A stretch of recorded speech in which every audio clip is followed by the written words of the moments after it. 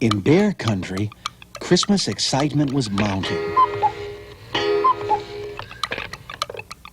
The waiting was down to 10 hours and counting. The holly was hung. The presents were bought. A magnificent Christmas salmon was caught. Hey, everybody, I'm home. Hey, look what... Whoop.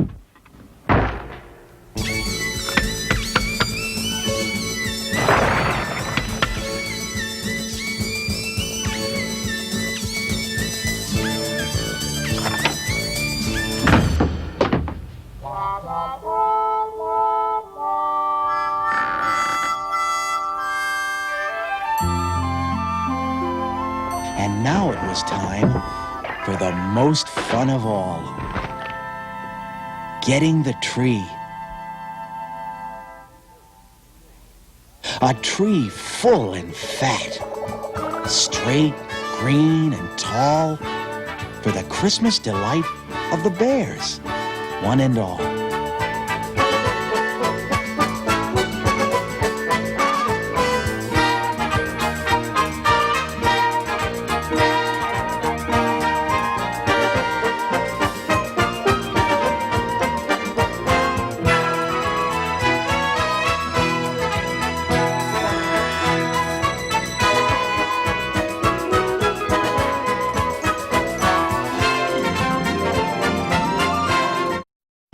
A magnificent tree.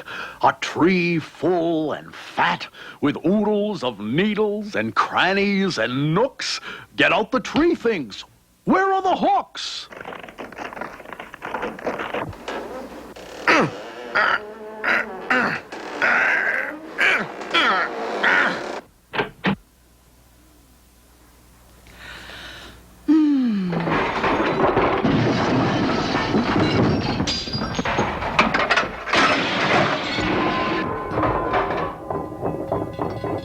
They had boxes of things in closets and cupboards and corners of halls. They had bangles and bells and bright-colored balls. There were some that were heirlooms, saved year after year. A Santa Bear sled with tiny reindeer. Strings of bright beads to hang in festoons. A musical bear that sang Christmassy tunes.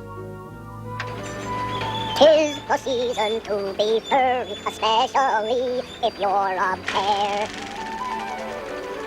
But the bear's finest tree thing, their finest by far, was the thing for the top, their Christmas tree star.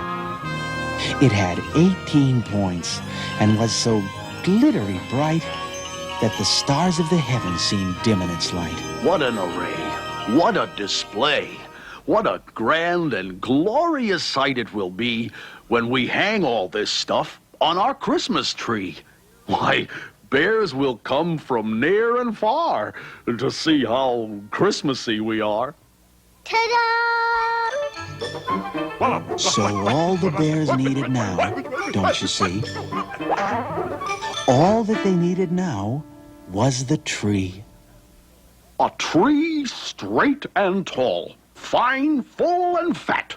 Come, cubs, Said Papa, as he put on his hat. Now be sure to dress warmly. Said wise Mama Bear. There's more than a hint of snow in the air. And oh yes, buy our tree down the road from Grizzly Gus. I'm sure he will have the right tree for us. Snow? Said Papa, sniffing the air. Not a chance. The weather today will be bright and fair. Besides, I can always tell if we're going to have snow by a sharp shooting pain in my left big toe. Bye-bye, Mama. Bye-bye. Bye, Mom. Bye-bye. As for Gus and those trees lying in stacks, not for us. Papa said, as he took up his axe. But, Papa, I don't mean to fuss, but Mom said to buy one from Grizzly Gus. Christmas trees. Fresh cut indeed. It looks more like some overgrown evergreen weed. Merry Christmas, Gus. Well, we were just, come, cubs.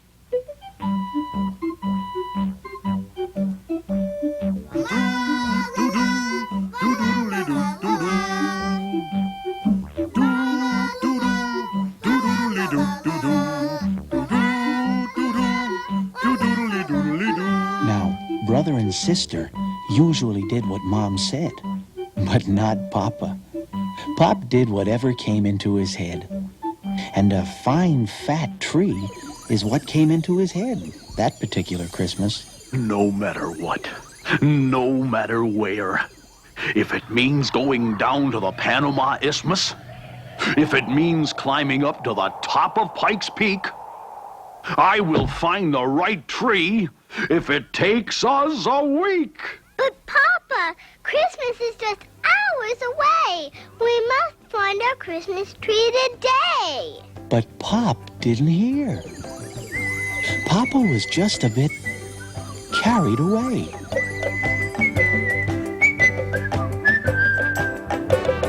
We need a tree for Christmas, a fine fat tree is a must. Without one, frankly, Christmas Day would be an awful bust. A tree on which to hang our bells, our brightly colored balls. And all the other things piled up in closets and in halls. A fine fat tree to put beneath our 18-pointed star. A tree to show how really, truly Christmassy we are. A Christmas tree and all that it implies. A Christmas tree and all it certifies. Piles of fancy presents, Santa kinds of pies. Boysenberry honeycomb. Crayfish fricassee. But first of all, my friends, first we need a tree. Yes, first of all, dear friends, first we need a tree. We need a tree for Christmas, a fine fat tree is a must. Without one, frankly, Christmas Day will be an awful bust. But Pa was forgetting something that day. Christmas is more than show and display. It's more than just tinsel and pink plastic stars and stuffing yourself with sugar nut bars. There was something important that Pop was forgetting. Christmas is for giving. It isn't for getting. This was a time to be thinking of others. Mamas, papas, sisters, brothers. A time to think of each neighbor and friend. But all that was forgotten as they rounded a bend. As they rounded that bend, what did they see? Papa's perfect Christmas tree. What a tree. What a tree. This surely was it. Its green was so green. Its tall didn't quit.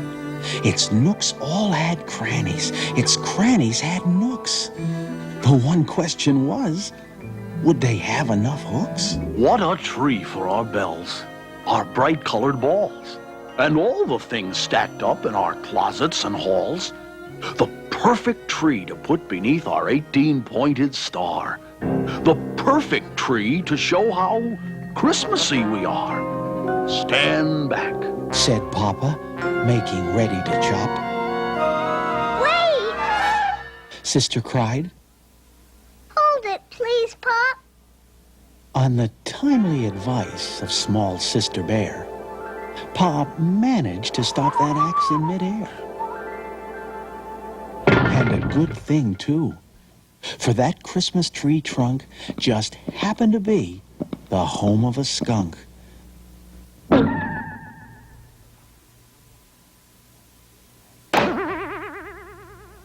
And some squirrels, and a grouse, and one small chipmunk also resided in that Christmas tree's trunk, plus 26 crows who were renting upstairs. And they were none of them happy to see those 3 bears. though this tree at first seemed quite a find, it isn't quite what I had in mind. Come, Cubs! There was something else Pa hadn't in mind as they rapidly left Mr. Skunk's tree behind. That the coming great day was the crows' Christmas, too. And the squirrels, and the chipmunks. If he chopped down their tree, what would they do? And the skunk and the grouse, what would they do if he chopped down their house? Where would they have their holly and bells, their Christmas goodies, their Christmassy smells? How would they enjoy their Christmas feast? But such questions as those did not bother Papa, not in the least. His head was so filled with his bangles and bells, his bright-colored balls, his tree things stacked up in closets and halls, that there just wasn't room for anything more. Onward! Cried Papa, and the bears pressed on with their Christmas tree chore. I will find the right tree. I must and I will. I will forward any stream. Climb any hill. Go over Niagara Falls on a log. Penetrate the impenetrable fog. Brave the terrors of sinister bog. I will find the Christmas tree we seek.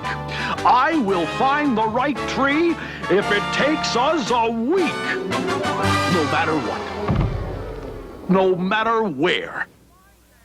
Just as sure as my name Papa Bear. is Papa Q Bear. But please, Papa, please, we must find a tree soon. Sister's right, Dad. It's getting late in the afternoon. A tree fine and fat, straight, green, and tall. And at that very moment, the snow Mom predicted started to fall. Hey, wait, Papa, hold it. Wait for us,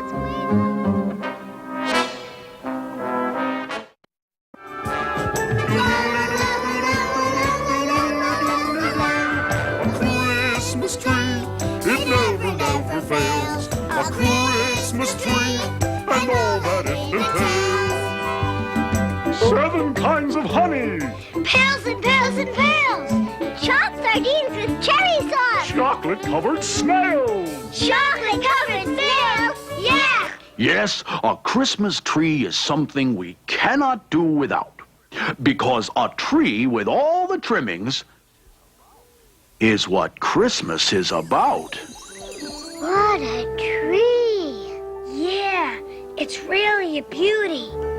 Axe, Papa said. do your duty. It was quite a fine tree, sedate and tall, graceful and regal. It was also, it happened, the home of an eagle, and a hawk, and a wolf, and a great snowy owl. The eagle took off, while the hawk, and the wolf, and the great snowy owl set up a terrible, terrible howl. The noise seemed to come from every direction. Then, Mr. Eagle expressed his objection.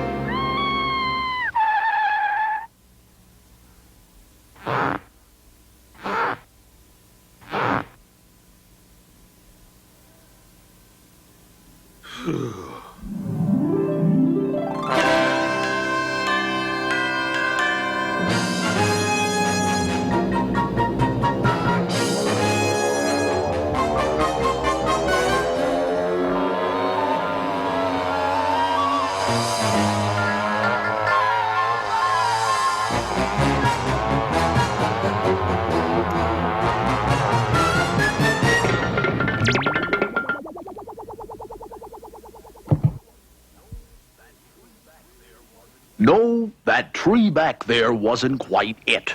Its green was too green. Yeah, and it leaned a bit. It wasn't quite what I had in mind. Come, we still have a tree to find. Completely ignoring Papa's left big toe, the snow had become a really big snow. A snow of snows. A blizzard of blizzards. Why, there was snow on the ground up to their gizzards. Up the mountain, follow me. I'll find one soon. You'll see. You'll see I'll find the perfect Christmas tree. I hope so, Dad. The snow's getting deep, and the mountain is getting pretty steep. Full and fat, tall and green, The finest tree you've ever seen. Now that is the kind of tree I mean. Hurry, Papa, chop it down. Yes, we still have time to get back to town. But Papa was silent as he looked at that tree. Strangely silent. What did he see? What Papa saw through the driving snow was a tiny window. Within, a glow. Pop hardly breathed. He spoke not a word. What he saw through the window was a tiny snowbird, busily trimming his Christmas tree with the help of the members of his family.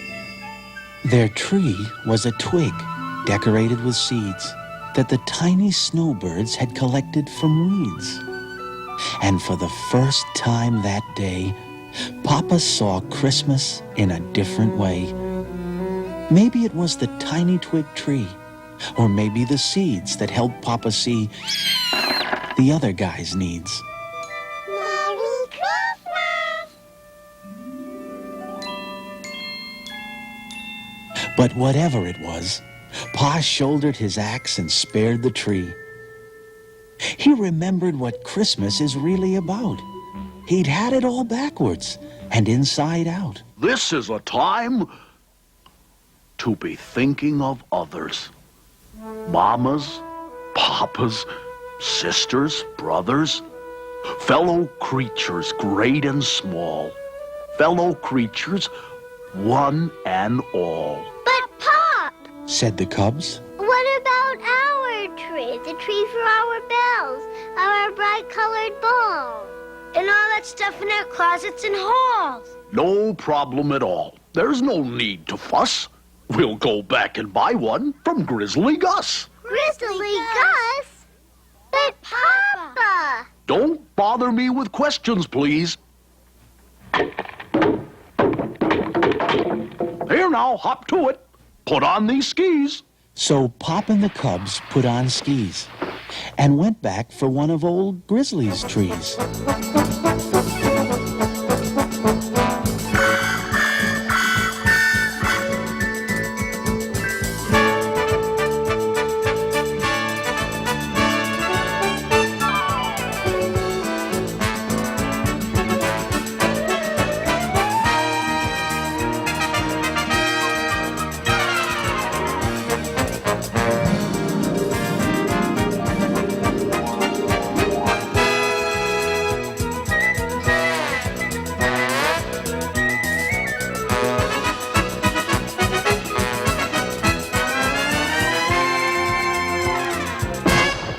But when they got back to the Christmas tree lot, the lot was there, but the trees were not. Only a sign saying, "Sorry, sold out," and some tired old needles lying about. When Sis saw those needles, well, she thought she might cry. But then, something wondrous caught her eye. Look! Somebody has decorated our house. And somebody had.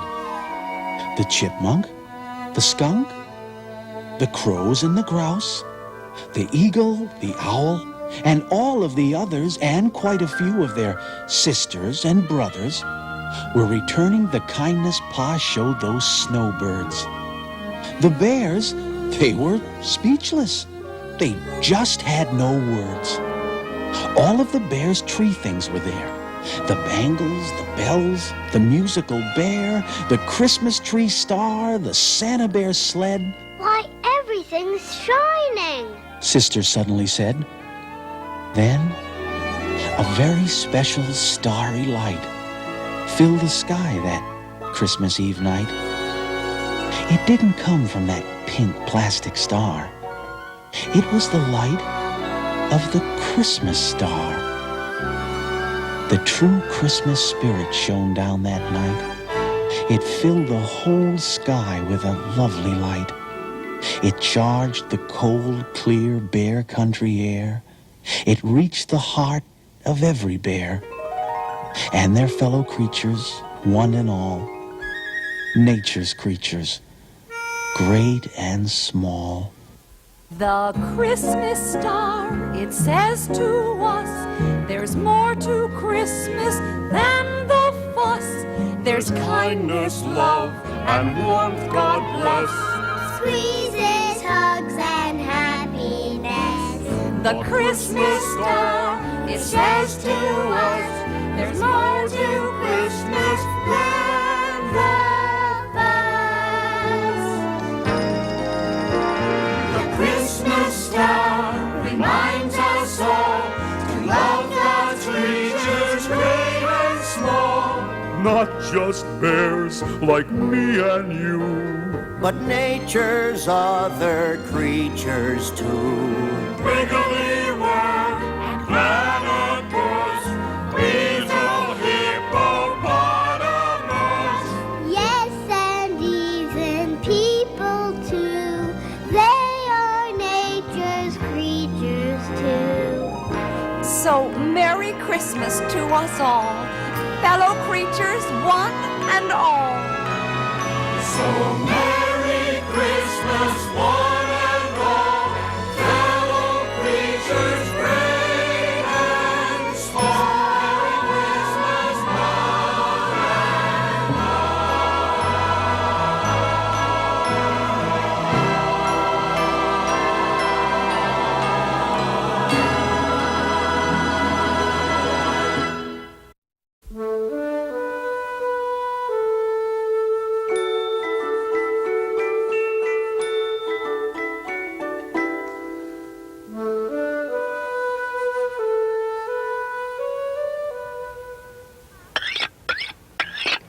Pop, I'm not thinking of others' bit. How about the salmon? How about it? Your remark shows wit and perception. But in the case of the salmon, we'll make an exception.